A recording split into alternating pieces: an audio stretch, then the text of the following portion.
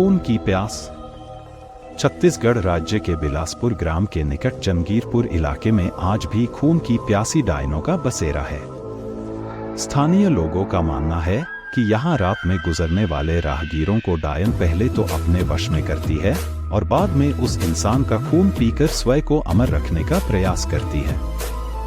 कहा जाता है कि यह इलाका डायन का है। यहाँ इंसान का कदम रखना खतरे से खाली नहीं है और अगर आप कैसे भी गए तो किसी तरह की चूक आपके लिए काफी नुकसानदायक साबित हो सकती है।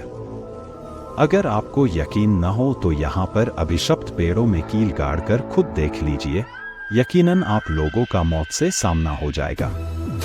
आप लोगों को भले ही यह अंधविश्वास लगे, मगर इस भूतिया गांव का तो यही दस्तूर है।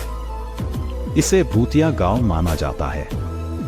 यहाँ एक दो नहीं बल्कि सारे इलाके में डायनों का बसेरा जमा है। बिलासपुर के निकट इस छोटे से इलाके जांजगीर में डायनों की अब पूरी टोली विद्यमान है। ऐसा माना जाता है कि पहले यहाँ एक डायन रहती थी, लेकिन डायन ने गांव की ही कुछ लड़कियों की आत्मा को वश में करके उनको अपने साथ मिला लिया। आज वही लड़कियां इन डायनों के साथ मिलकर खुद को अमर रखने की कोशिश करती है। ये गांव वही है, वो जगह जहां वास्तविकता में यहाँ पुरुषों के रात को निकलने पर प्रतिबंध है।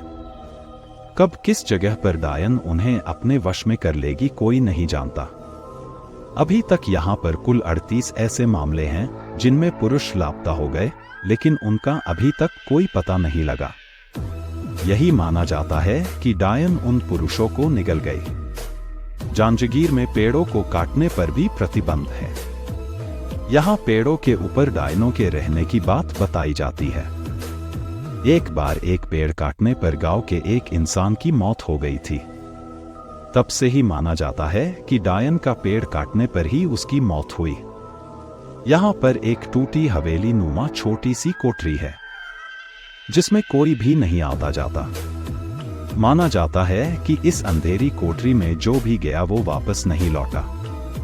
7 लोगों की मौत की गवाह इस भूतिया कोठरी को यहाँ के प्रशासन ने भी सील किया हुआ है।